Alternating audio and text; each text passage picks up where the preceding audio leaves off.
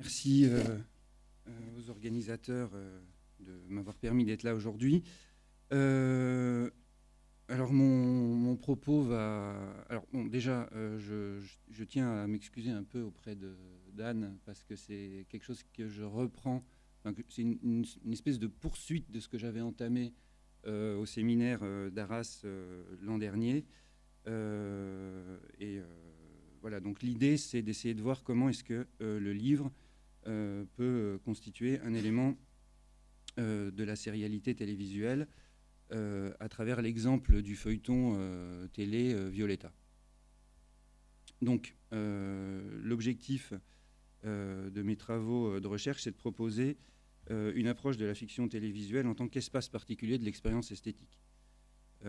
Donc, je crois que la notion d'expérience esthétique, entendue au sens d'expérience sensible, se situe au cœur de la communication télévisuelle dans la mesure où elle ne concernerait pas exclusivement l'un des aspects de cette communication, le média, les publics, les programmes, mais désigne plutôt, selon moi, l'ensemble des interactions entrant en jeu dans le cadre de cette communication.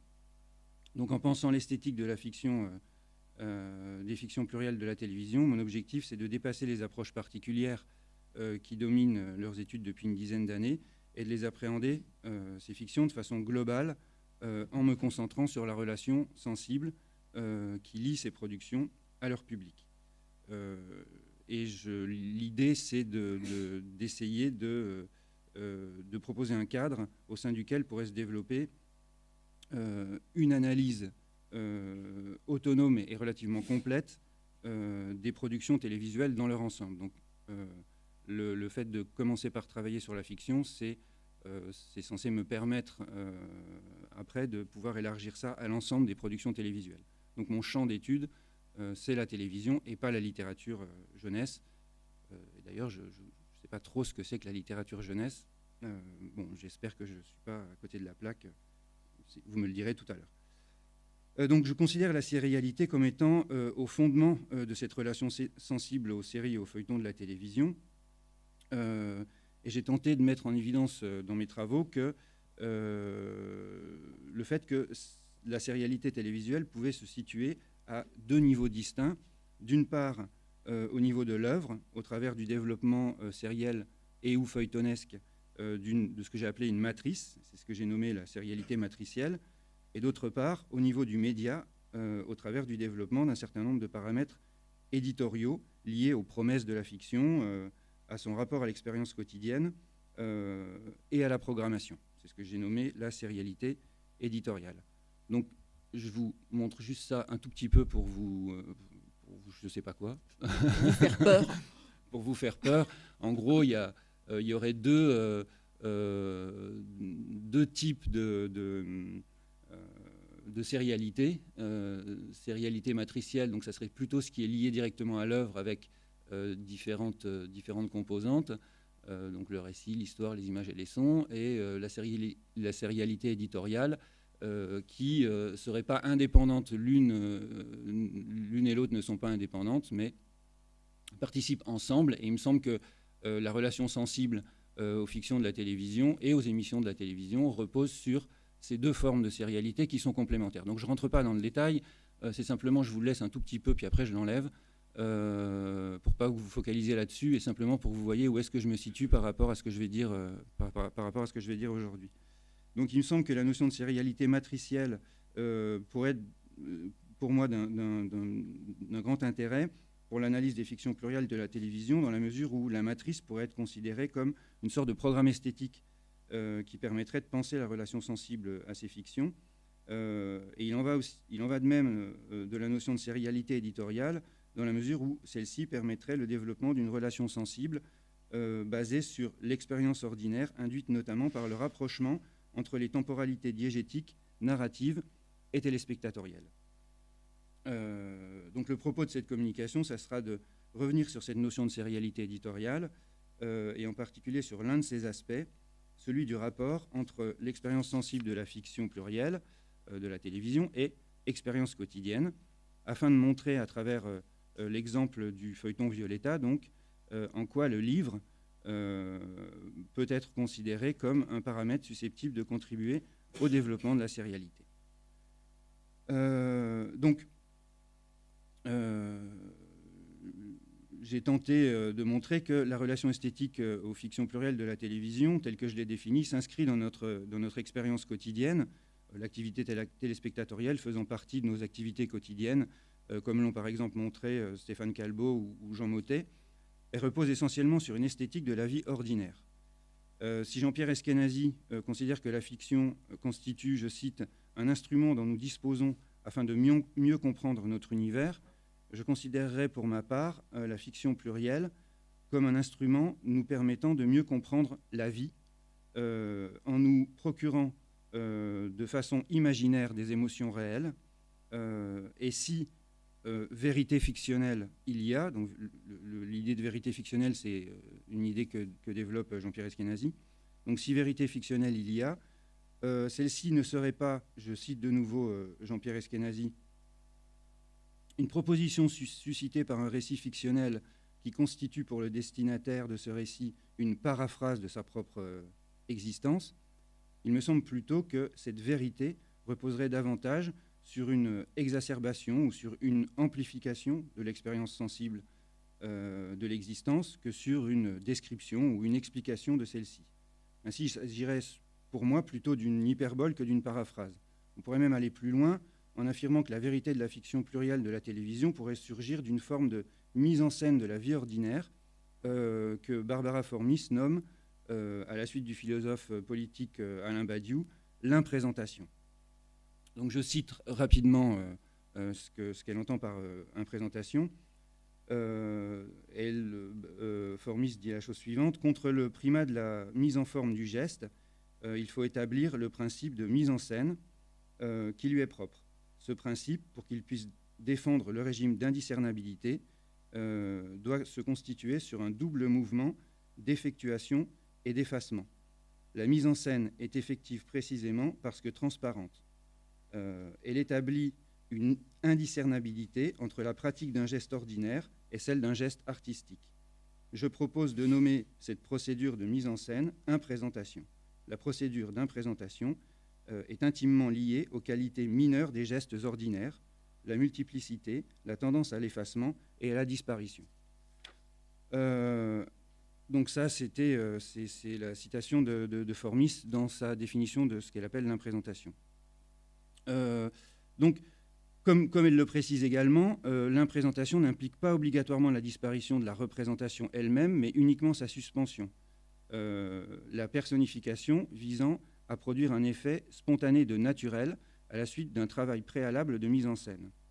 Se référant à la distinction qu'opère Wittgenstein entre vie ordinaire comme simple tranche ou morceau de vie et comme forme de vie, elle explique que seule cette dernière possède une dimension esthétique dans la mesure où, contrairement à la tranche de vie qui serait individualisée, elle seule, donc la forme de vie, aurait un potentiel universel. Ainsi, l'imprésentation s'apparente-t-elle à la forme de vie décrite par Wittgenstein, car elle se donne comme condition de possibilité, chacun pouvant se retrouver dans l'ordinaire mise en scène et éventuellement agir comme le personnage qu'il voit, permettant ainsi la catharsis. De plus, toujours selon Barbara Formis, l'imprésentation échappe aux règles du spectacle.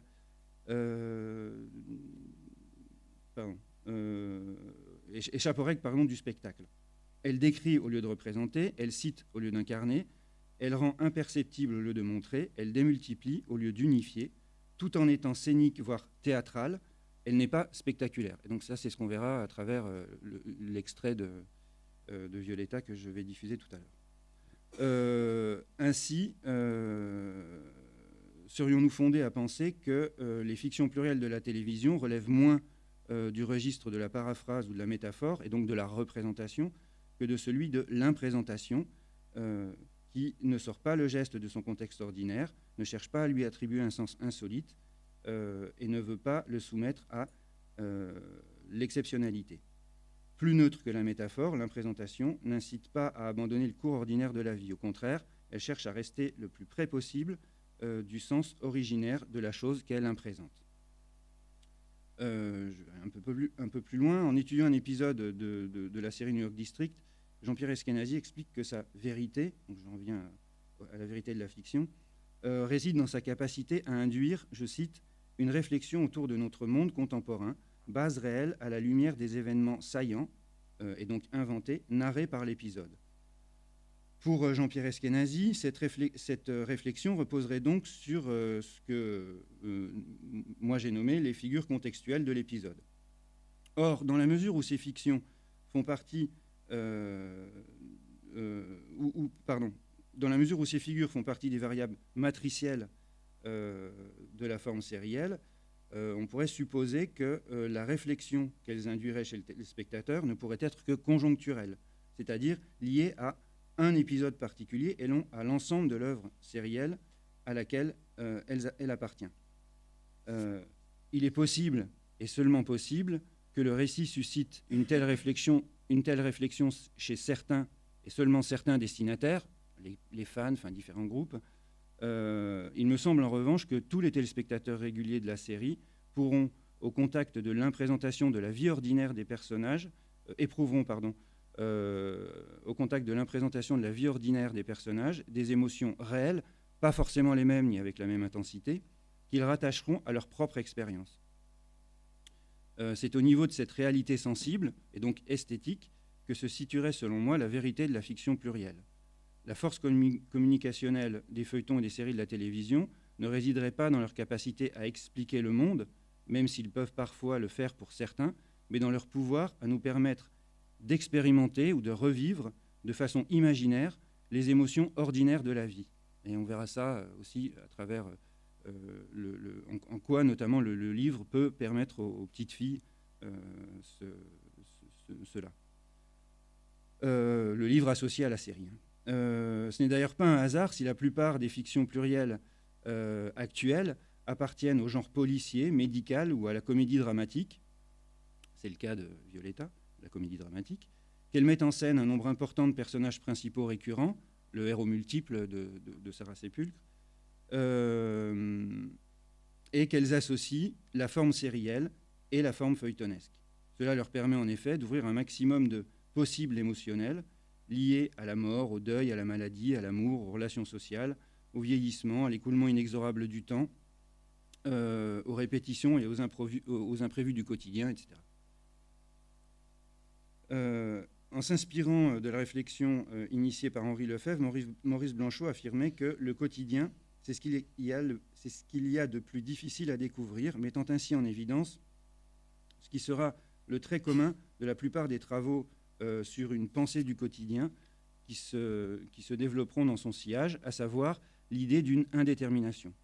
Nous pouvons alors penser que la relation sensible aux fictions plurielles de la télévision, telle que je l'entends, reposerait pour une large part sur l'expérimentation émotionnelle de cette indétermination du quotidien. Pour le dire autrement, si l'on considère avec Georges Perec que le quotidien, c'est ce que nous sommes, il me semble que l'esthétique des fictions plurielles de la télévision repose essentiellement sur leur capacité à nous procurer une expérience sensible du quotidien qui, elle-même, repose sur une esthétique de la vie ordinaire.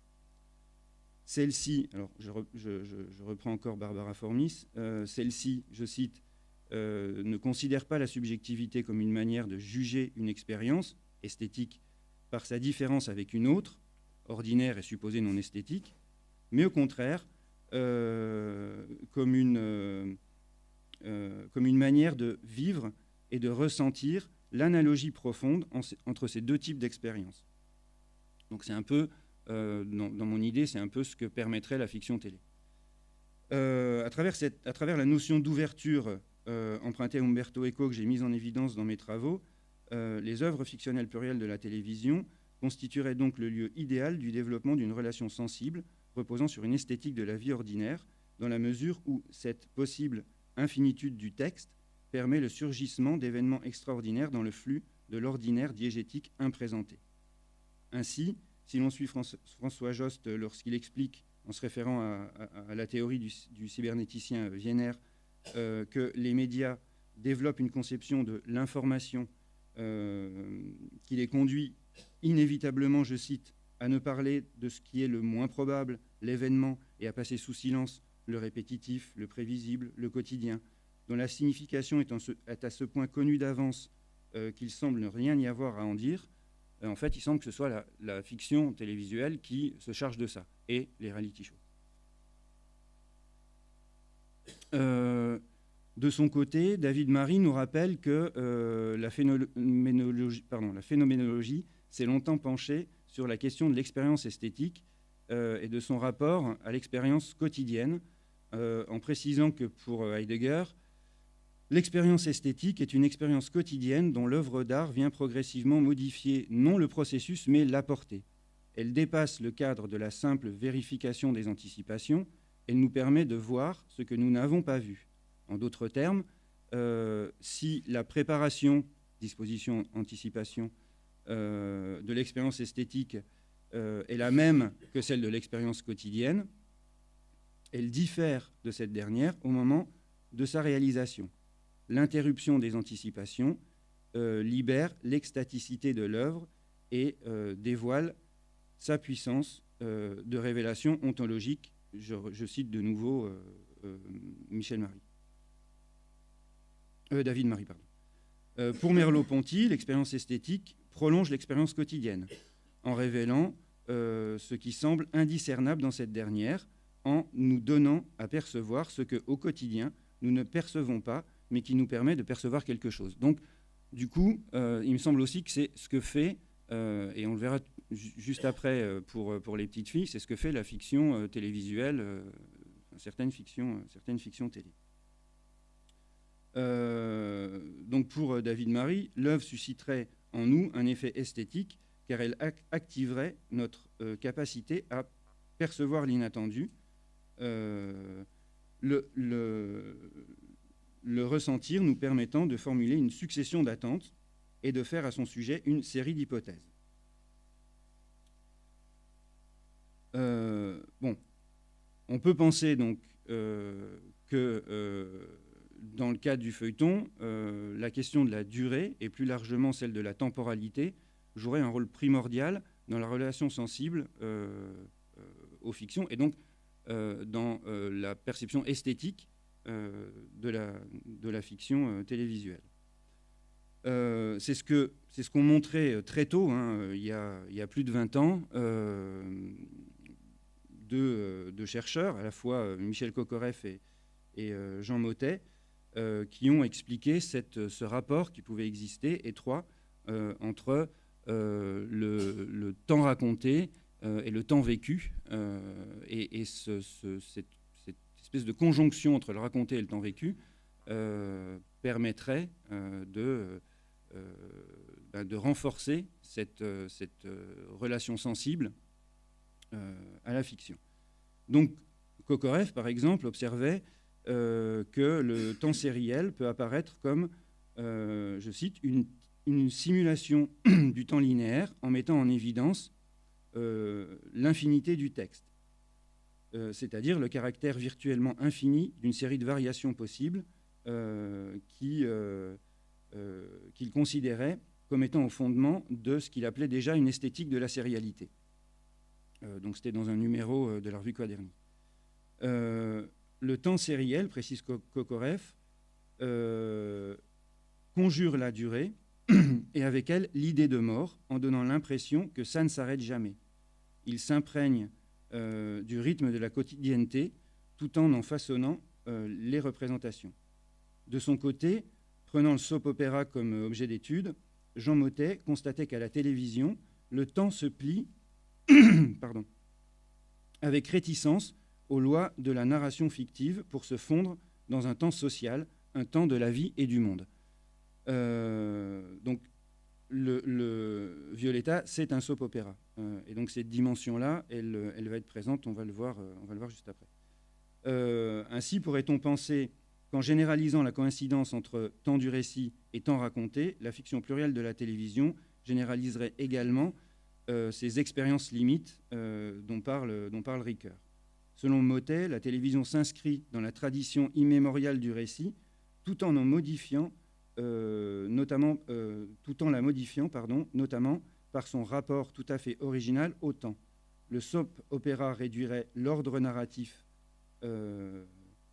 logique imposée aux péripéties temporelles de l'anecdote à une simple succession linéaire, sans fin, pour se fixer dans le présent et chercher un ancrage dans l'expérience quotidienne. Il explique même que, moi j'ai essayé de montrer qu'on était passé à la télévision d'une expérience du direct à une expérience de la durée. C'est comme ça un peu que la télévision, historiquement, a avancé. Donc il explique même que le soap opéra aurait tendance à redonner cette impression de direct. Cette espèce de prise directe qui aurait... Bon, c'est ce qu'on voit... dans la plupart des soaps quotidiens qui calquent l'actualité et puis la société extérieure quasiment en temps réel. Donc pour Mottet, suivre une histoire ne consiste plus à avancer au milieu de contingences et de péripéties sous la conduite d'une attente qui trouve son accomplissement dans la conclusion, comme l'écrit Ricoeur, mais à se complaire dans le perpétuel report de la solution, dans un éternel présent conflictuel, une succession de crises où les choses se compliquent sans que rien n'arrive vraiment. Toujours selon Mottet, cette interpénétration entre le temps de la représentation et le temps de la vie conduirait au développement d'un nouveau pacte énonciatif qui reposerait essentiellement sur le fait que la rencontre entre le spectateur et le programme s'intègre dans le vécu de tous les jours, le spectacle fictionnel se transformant ainsi en fait quotidien. Ouais.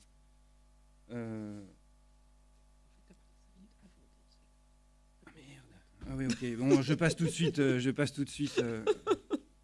Ah, j'étais trompé par le... Mais oui, parce qu'en fait, c'est juste quand ok, on donc sur la première diapo que ça, je ne vais pas plus loin dans cette espèce de cadrage, théorique. Je passe tout de suite à l'exemple de Violetta, en revenant un peu sur ce que j'ai dit, en essayant de montrer en quoi le livre, mais plutôt même les livres, peuvent contribuer à cette relation esthétique qui reposerait sur une sorte d'expérimentation de la vie et des émotions ordinaires de la vie. Dans les épisodes précédents de Violetta, après avoir découvert la véritable identité de Jérémia, vous étiez parfaitement au courant de ce que je ressentais pour Jérémia, mais vous n'avez pas eu le courage de tout me dire. Angie prend une décision difficile. J'arrive pas à le croire. Je ferais mieux de partir d'ici, Pablo. Grâce à Antonio, on lui propose un emploi. Vous savez pas tout, le travail de compositrice qu'on m'offre, c'est en France. Même si elle n'est pas convaincue, Violetta a besoin de moi et moi j'ai besoin d'elle. Je ne partirai pas. elle décide d'accepter. Et s'il te plaît, ne te trahis pas toi-même. Accepte ce travail qu'on t'offre en France. Pendant ce temps, Jade se réconcilie avec le père de Violetta. J'admets que j'ai été dur avec toi. Et je te demande pardon. Malgré l'enquête menée par la police pour fraude contre Germán. Selon moi, votre sœur et vous êtes sérieusement impliqués dans cette affaire. Pendant ce temps, Francesca ne fait plus confiance à Marco après qu'il ait embrassé Anna. C'est elle qui m'a embrassé. Ça ne recommencera jamais. Francesca, crois-moi, je t'en supplie. Anna tente de séparer le couple en racontant des mensonges. Et quand je l'ai embrassé, c'est parce qu'il avait tout fait pour ça. Il nous a trompés toutes les deux, Francesca. Je ne veux plus jamais te revoir. Violetta non plus ne fait plus confiance à son petit ami après qu'elle l'ait vu avec Ludmila. Je ne peux pas m'en empêcher. Je te demande seulement de m'aider à comprendre pourquoi je n'arrive pas à te croire. Et elle commence à le soupçonner. Imagine qu'il ait raison. Que Ludmila et Diego me cachent quelque chose. Alors que Diego révèle à Ludmila ses sentiments pour Violetta. Et je l'aime comme je n'ai jamais aimé personne d'autre. Je suis même prêt à faire tout ce qu'il faudra pour elle, jusqu'à perdre l'opportunité de connaître mon père. Et le studio tout entier se tient prêt pour une nouvelle opportunité. Un grand concours de danse par équipe de deux. Celui qui va gagner partira en Espagne et fera une prestation durant un des spectacles qu'organise YouMix en Europe. Pour connaître la suite de l'histoire de Violetta, rendez-vous du lundi au vendredi à 18h30 sur Disney Channel.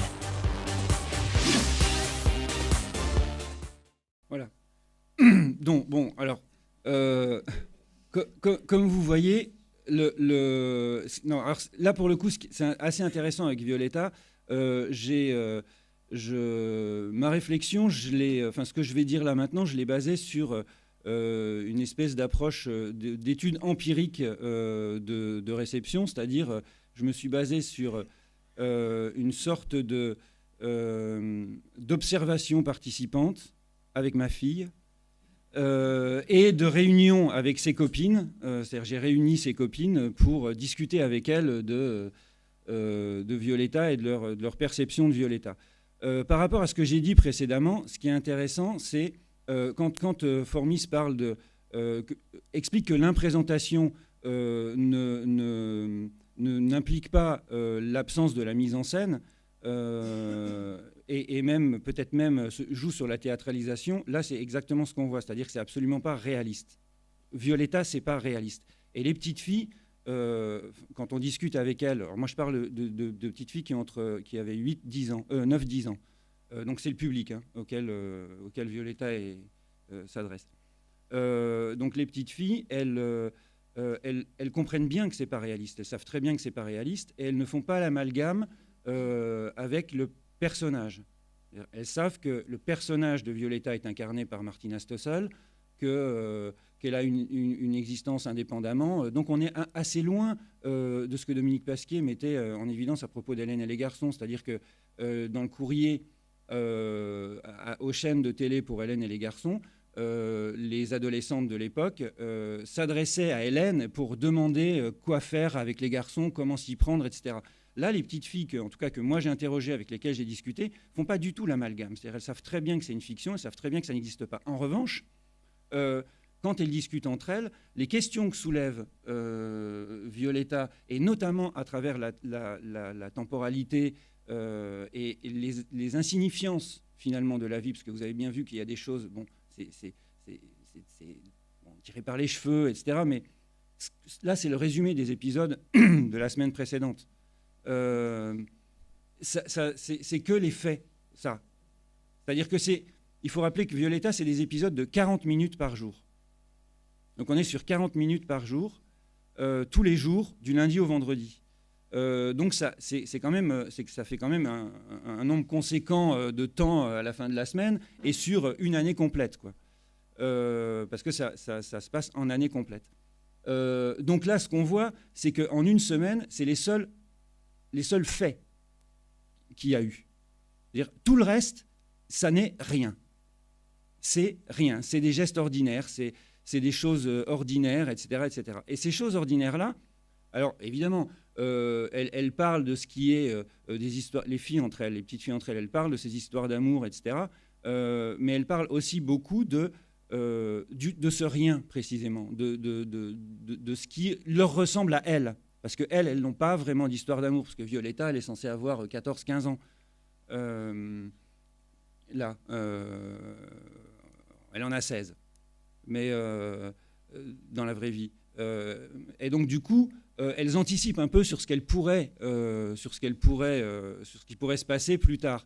Ça fait partie de leur discussion, mais c'est pas tellement ça qui fait partie de leur discussion, c'est surtout tout ce qui se passe entre copines, entre elles, etc., etc. Donc ça, c'est une première chose. La deuxième chose, c'est que entre les épisodes et entre les saisons, il y a évidemment des supports qui vont permettre aux petites filles de continuer. Alors, je ne parle pas des supports numériques de Twitter, de Facebook et tout ça, parce qu'il y a des comptes, etc. Il y a énormément de dispositifs. Elles échangent entre elles. Alors dans la communauté restreinte de la cour d'école, mais elles échangent aussi entre elles à travers Internet. Mais il y a aussi des livres, et c'est là que j'en viens aux livres. Donc dans les livres, il y a évidemment, les novélisations. Bon, ça, je ne reviens pas sur les novélisations parce que voilà, c'est pas ça qui m'intéresse beaucoup, mais c'est surtout ces manuels, ce que vous avez en deuxième, c'est une sorte de guide de la vie. C'est-à-dire c'est quelque chose qui anticipe finalement les réponses qu'il pourrait y avoir, qui anticipe les questions que pouvaient poser les spectatrices d'Hélène et les garçons et que révèle Dominique Pasquier, qui les anticipe en parlant. Donc, je vous montre juste un tout petit peu le sommaire. Donc, vous voyez, hein, c'est des grands thèmes absolument qui tournent autour de l'amitié. Qu'est-ce que c'est qu'être copine? C'est quoi la mauvaise copine? Voilà, ce genre de choses. Avec des tests, etc. Donc, je vous montre aussi très rapidement ce que ça donne à l'intérieur.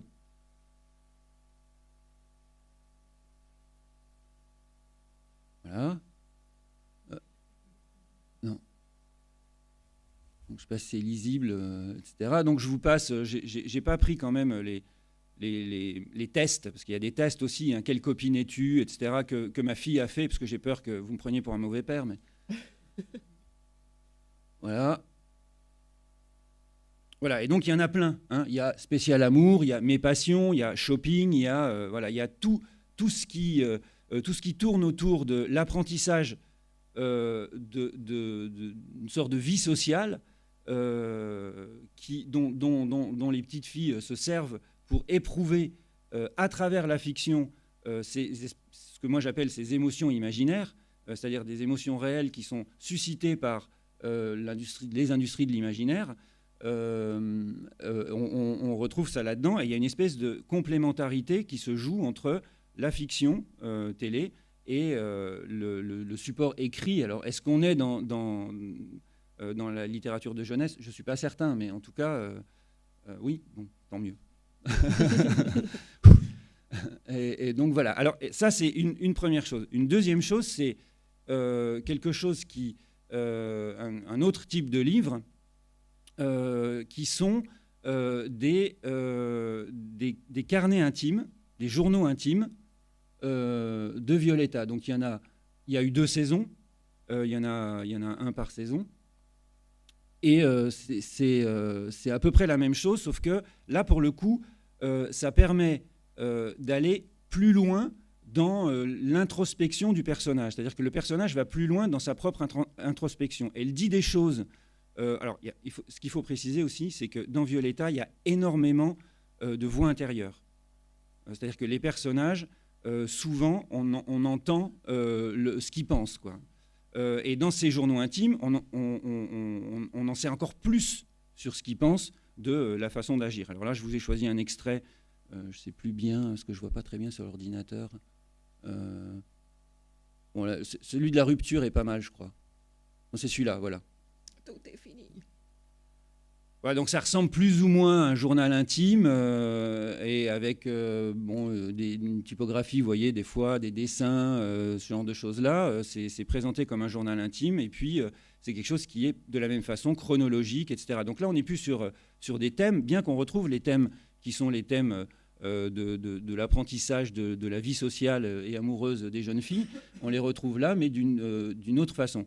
Et dans la stratégie marketing des studios Disney, donc Disney Amérique latine, on va encore plus loin, c'est-à-dire qu'il y a le journal intime de Violetta, mais il y a le journal intime que la petite fille va pouvoir remplir elle-même sur le modèle de ce que fait Violetta.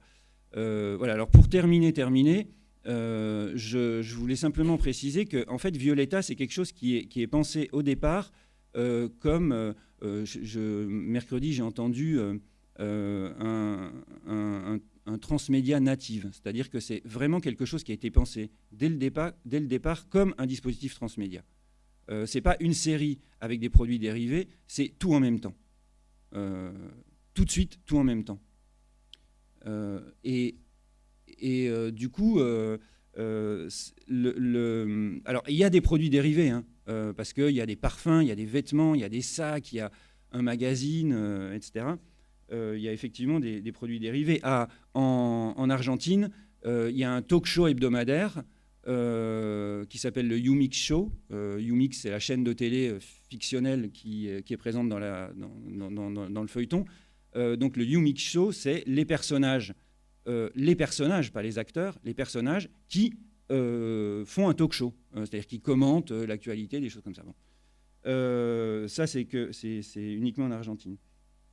Voilà, donc voilà, il me semble donc que cet ensemble, parce que là pour le coup il s'agit vraiment d'un ensemble, et en fait, ici le livre il permet de combler le temps qui sépare 2 épisodes, et donc de rester, de permettre aux petites filles de rester en contact entre 2 épisodes, et en attendant de voir ce qui va se passer la fois d'après. Mais il y a vraiment une complémentarité, c'est-à-dire que ce n'est pas une redite, ce n'est pas autre chose. On voit bien qu'entre le manuel de vie et puis le journal intime, on est dans quelque chose qui est vraiment de l'ordre de la complémentarité et qui n'anticipe pas à aucun moment sur ce qui va se passer dans la série. Ça n'empiète pas, c'est quelque chose qui permet de continuer à faire, à développer ces émotions imaginaires pour les petites filles. Voilà, je vous remercie. Merci. Bon, nous en avons perdu toute notre avance, là.